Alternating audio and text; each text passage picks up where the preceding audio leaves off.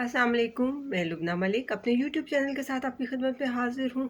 और इस वक्त जो पाकिस्तान की माशी सूरत हाल है, उस हवाले से बहुत खौफनाक तस्वीर हमारे सामने आ रही है कि किस तरह से पाकिस्तान की मईशत को हम संभाल सकते हैं या नहीं संभाल पाएंगे। अभी तक तो सिचुएशन बहुत ही अजीब आ रही है, और एक बहुत बड़े तजर्बाकार ने, बहुत बड़े दानिश्वर ने ये कहा कि पाकिस्तान चूँकि ला इलाहा इल्लल्लाह की बुनियाद पर बना है, तो इसलिए अल्लाह पाक ही उसकी हिफाजत करेगा। यहाँ बड़े दानिश्वर साहब को मैं ये बता दूँ कि बेशक अल्लाह पाक ने पाकिस्तान की हिफाजत करने की ज़िम्मेदारी बेशक उन्हीं के पास है। वो ही कारसाज हैं, वो जो चाहें हो सकता है। उस पाक ज़ात से बढ़कर कुछ भी कोई भी नहीं कर सकता। लेकिन कुछ वसीले होते हैं, कुछ वो पाक ज़ात वसीले बनाती है कि कुछ काम आपके ज़िम्मा हैं, आप वो तमाम काम कीजिए और अपने सारे सिलसिलों को बेहतर कीजिए। आपको अगर उन चीज़ों की ज़िम्मेदारी दी गई थी, तो मिस्टर दानिश्वर, मिस्टर तजर्बाकार, आप उस ज़िम्मेदारी को निभा ही ना पाए। आपको तो बहुत ज़्यादा दानिश्वरी का और तजर्बाकारी का आपका हर जगह पे डंका बज रहा था। इस वक्त सूरत हाल ये है कि नून लीग का जो वक्त था, नून लीग के 10 माह में, ये अभी पिछले कुछ अरसे से चूँकि हुकूमत नून लीग की है, तो डॉलर के मुकाबले में रुपए की कदर 84 रुपए गिर गई है। जब खान साहब ने हुकूमत संभाली थी, तो उस वक्त ज़र मुबादला के ज़खायर जो हैं वो 8 से 9 अरब डॉलर थे। और जिस वक्त तहरीके अदम एतमाद आई थी, रिजीम चेंज की कोशिश की गई थी जिस वक्त, और एक कामयाब कोशिश थी डेफिनेटली, क्योंकि अमरीकी एमा पर इस किस्म की कोशिशें कामयाब हो ही जाती हैं।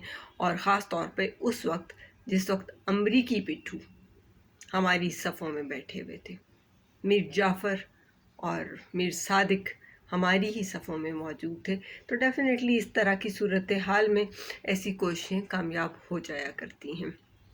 बहरहाल उस वक्त जब तहरीक आई थी, तो हमारे ज़र मुबादला के ज़खायर जो हैं वो 16.5 अरब डॉलर थे। और आज वो वक्त आ गया है कि 10 माह के अंदर अंदर पाकिस्तान के ज़र मुबादला के ज़खायर 16.5 अरब डॉलर से कम होते हुए सिर्फ 3.5 अरब डॉलर रह गए हैं। खान साहब ने तो बार बार बताया था कि चोरों को अगर मुसल्लत करेंगे तो मईशत तबाह हो जाएगी, लेकिन वो कुछ इस किस्म के न्यूट्रल्स थे कि उन्हें ये चीज़ समझ में नहीं आई। वो समझना ही नहीं चाहते थे। और डॉलर की कीमत बढ़ने से जितना नुकसान एक पाकिस्तानी को हुआ है, इसमें कोई दूसरी बात नहीं। और नुकसान सिर्फ़ और सिर्फ उन लोगों को ही हुआ है जिनका जीना, जिनका मरना, जिनका सब कुछ यहाँ पाकिस्तान में है। उन्हें कोई फ़र्क नहीं पड़ता इस चीज़ से। जिनकी जायदादें भी बाहर हैं, जिनके बंगले भी बाहर हैं, जिनकी औलादें भी बाहर हैं। और आप जानते हैं कि किन की औलादें बाहर हैं और किन की औलादें पाकिस्तान में हैं। बहरहाल इस हवाले से क्या ही मैं मज़ीद कहूँ, क्योंकि डेफ़िनेटली फ़ायदा उन्हीं लोगों को हुआ है जिन्होंने अपने सारी जायदादें जो हैं वो बाहर रख छोड़ी हुई थी, और जिनका ऑफशोर अकाउंट्स में पैसे पड़े हुए थे। डॉलर के बढ़ने से उनको बहुत ज़्यादा मुनाफा हासिल हुआ है। और सिंपल सी बात है, शरीफ ख़ानदान का पैसा बाहर पड़ा है, ज़रदारी ख़ानदान का पैसा बाहर पड़ा है, और डॉलर महंगा होने से बजा तौर पे इन लोगों को फ़ायदा हुआ है। महंगाई महंगाई महंगाई एक तूफ़ान है जो आने वाला है। इस वक्त सूरत हाल ये बनी हुई है कि मज़दूर हो, तनख्वाहदार तबका हो, इन लोगों के इस कदर मुश्किल हालात इनको फेस करने के लिए सामने आ रहे हैं कि उस हवाले से कुछ भी नहीं कहा जा सकता। जिस वक्त तहरीक इंसाफ की हुकूमत थी, उस दौर में आलमी मार्केट में जब ऑयल प्राइसेस $110 फ़ी बैरल के हिसाब से चल रही थी, तो पाकिस्तान में पेट्रोल 150 रुपये और डीज़ल 145 रुपये फ़ी लीटर मिल रहा था। और लेकिन जिस वक्त अब आलमी मार्केट में कीमतें 70 से 85 डॉलर फ़ी बैरल के हिसाब से चल रही हैं, तो उस वक्त यहाँ पाकिस्तान में पेट्रोल की कीमत आप लोगों के सामने है कि वो किस अंदाज में चल रही है। और अभी तो ये पेट्रोल की कीमत मज़ीद बढ़ने वाली है, अगले कुछ ही रोज़ में आपके सामने आ जाएगा कि किस तरह से ये चीज़ें हो रही हैं। बहरहाल खान साहब ने तो बारहा ये चीज़ कही कि इन चोरों को मुसल्लत ना करें, अवाम का कुछ ख्याल किया जाए, लेकिन कुछ ऐसे भी लोग थे जिन्हें उन चोरों से कुछ ज़्यादा ही यारी थी, कोई ज़्यादा ही मोहब्बतें थीं, ज़्यादा ही प्यार था, कुछ करार था। तो उन्होंने ख़ुद भी करार हासिल किया और अपने उन लोगों को भी करार हासिल करने का पूरी तरह से मौका दिया। खान साहब की जो बात थी, उन्हें जो ख़दशा था, वो आज खुल के सामने आ गई हैं, चीज़ें बहुत क्लियर हो गई हैं कि वो जो कहते थे कि ये लोग आएंगे तो ये मईशत की तबाही कर छोड़ेंगे और आवाम को परेशानी होगी, तो वही बात है कि परेशानी इस लेवल पे हो रही है अब कि आज आटा 150 रुपये किलो से ज़ायद पे जा पहुंचा है। और जिस वक्त खान साहब ने हुकूमत छोड़ी थी उस वक्त महंगाई 16% थी, लेकिन इस वक्त महंगाई की शरह भी जो है वो 50% से ऊपर चली गई हुई है।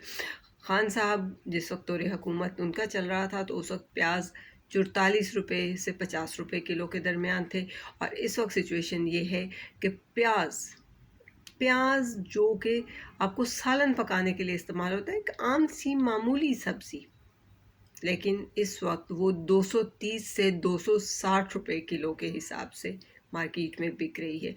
बिजली की कीमतें बढ़ती जा रही हैं, फ़ी यूनिट के हिसाब से उसमें 8 रुपये का इजाफ़ा किया गया है, गैस की कीमतों में 47% का इजाफ़ा किया गया है, और ये फ़ीसद के हिसाब से जो इजाफ़े होते आए हैं, ये इजाफ़े इन्होंने यकीनी तौर पे बहुत ज़्यादा मुश्किल सूरत हाल बना दी है पाकिस्तान की आवाम के लिए। इसी तरह से यूरिया की कीमत में इजाफ़ा जो है वो बेपनाह किया गया है, और गंदम की जो काश्त करने वाले हमारे किसान मौजूद हैं, उनकी जेब से 60 अरब रुपया इजाफी खींच लिया गया है। इंडस्ट्री बंद हो रही है और बेरोज़गारी बढ़े चले जा रही है, और ये बढ़ती हुई बेरोज़गारी क्या गुल खिलाएगी?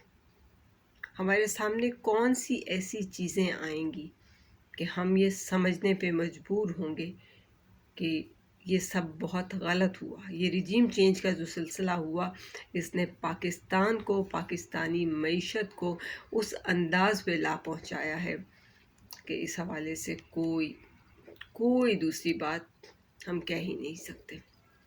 बहरहाल ये जो सिचुएशन चल रही है आपके सामने है कि इस वक्त डॉलर की क्या सिचुएशन है, और अभी हम मज़ीद इस हवाले से ये उम्मीद कर सकते हैं कि अगले 2-4 रोज़ तक डॉलर 300 रुपये से भी ऊपर चला जाएगा।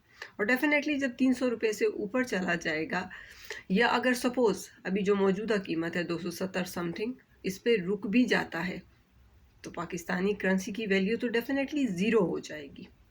इसमें कोई इब्हाम नहीं है, किसी किस्म का कोई कन्फ्यूजन वाली चीज़ नहीं है, क्योंकि 1 लाख रुपए की औकात जब डॉलर इतना नीचे मतलब डॉलर ऊपर चला जाएगा, रुपया इतना नीचे आ जाएगा, तो डेफिनेटली पाकिस्तानी करेंसी जब ज़ीरो वैल्यू पे आ जाएगी, तो पाकिस्तान का 1 लाख रुपया सिर्फ 20,000 के बराबर रह जाएगा।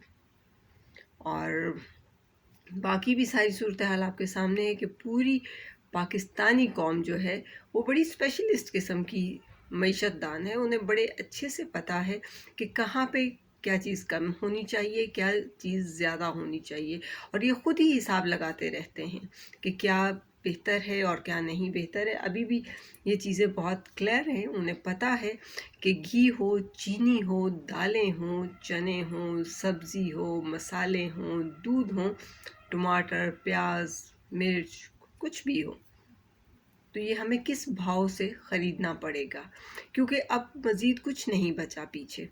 کہ انتظار کیا جائے کہ ابھی مزید کچھ ہونا باقی ہے۔ عوام کے اوپر جتنی زیادہ ان تمام صورتحال کا پریشر ڈال دیا گیا ہے، میں نہیں سمجھتی کہ اب اس کے علاوہ کچھ بھی ہونے میں کسر باقی رہ گئی ہے۔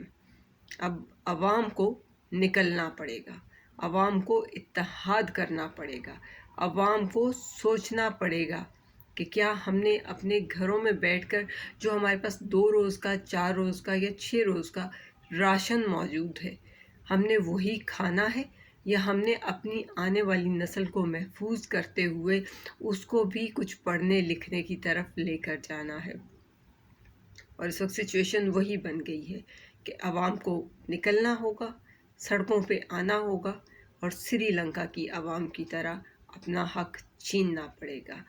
کیونکہ یہ ایسی سچویشن ہے کہ اگر عوام اس طرف نہیں آتی، عوام ایسا نہیں سوچتی، تو اسی طرح ضلالت کی اس چکی میں پستے پستے عوام ختم ہو جائے گی، کسی کے پاس کچھ نہیں بچنے والا۔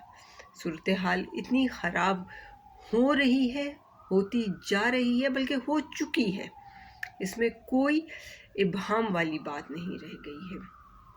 اور اگر ابھی بھی قوم اس انتظار میں ہی بیٹھی رہی کہ عمران خان کوئی کال دے گا تو ہم گھروں سے نکلیں گے، تو اس کنفیوژن سے نکل آئیے، کیونکہ اب سچویشن وہ نہیں ہے کہ آپ کو کال ہی دی جائے۔ کیونکہ خان صاحب کے حوالے سے اطلاعات بڑی کلیئر ہیں کہ ان پر تو بغاوت کے اور غداری کے مقدمات بنائے جا رہے ہیں، ان کے اوپر تو ایسی ایسی چیزیں لگائی جا رہی ہیں جو اس شریف آدمی نے آج تک دیکھا بھی نہیں، سوچا بھی نہیں، کیونکہ وہ پاکستان کا وفادار انسان ہے۔ لیکن بہرحال اس حوالے سے مزید میں کیا کہوں، کیونکہ اگر آپ لوگ ابھی تک بیٹھے رہیں گے، خان صاحب کی طرف سے انتظار کرتے رہیں گے کہ وہ کال دیں تو ہی آپ لوگوں نے نکلنا ہے، تو پھر ہر چیز کے ختم ہونے کی آپ کو میں پہلے ہی بتا دیتی ہوں کہ کچھ نہ بچا ہے اور نہ ہی مزید بچنے والا ہے۔ اور یہاں پر سچویشن یہ ہے کہ مجھے اپنے لیے، اپنے بچوں کے لیے خود نکلنا ہے۔ اسی طرح سے آپ کو اپنے لیے، اپنے بچوں کے مستقبل کو محفوظ کرنے کے لیے نکلنا ہوگا۔ اور اگر آپ کو یہ لگتا ہے کہ آپ اپنے بچوں کا مستقبل محفوظ کرنا چاہتے ہیں تو پھر نکلیے۔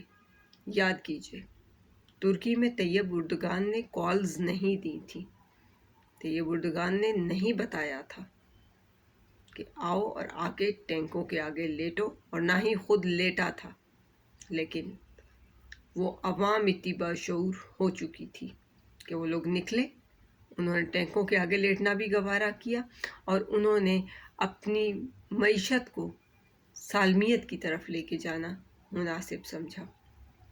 بہرحال ایک پلان آپ لوگوں کو ترتیب دینا ہوگا، اس حوالے سے بہت کلیئر ہیں چیزیں کہ آپ لوگوں کو ایک پلان ترتیب دینا پڑے گا، اور وہ پلان ترتیب دیتے ہوئے آپ لوگوں کو ڈیفینیٹلی نکلنا ہوگا اپنے گھروں سے باہر، اور اپنی تمام ساتھیوں کو ساتھ لے کر نکلنا ہوگا، کیونکہ اگر پاکستانی قوم اب نہیں نکلے گی تو صورتحال مشکل نہیں، بہت مشکل ہو جائے گی، کیونکہ آنے والے دن روشنی کی امید لے کر نہیں آ رہے، بہت زیادہ تاریکی کا سلسلہ ہمیں دکھانے والے ہیں۔ اللہ کرے کہ ہم جو سوچ رہے ہیں اور سمجھ رہے ہیں ایسا نہ ہونے پائے، اور تمام چیزیں بہتر ہوتی جائیں، گو کہ ان تمام چیزوں کی امید نظر نہیں آتی۔ بہرحال یہ عجیب صورتحال بنی ہوئی ہے، اور مہنگائی کی صورتحال اس لیول پہ پہنچی ہوئی ہے کہ اب عوام کے پاس کچھ بھی بچا ہوا نہیں ہے۔ ایون عوام کے تن سے کپڑے تک اس پی ڈی ایم گورنمنٹ نے چھین لیے ہیں، ننگا کر چھوڑا ہے ہر ایک کو۔ اللہ کرے کہ ہم اپنے آپ کو سنبھال سکیں، اپنی اس معیشت کو سنبھال سکیں، اور پاکستان کو سالمیت کی طرف لے جا سکیں۔ پاکستان زندہ باد، پاکستانی عوام پائندہ باد۔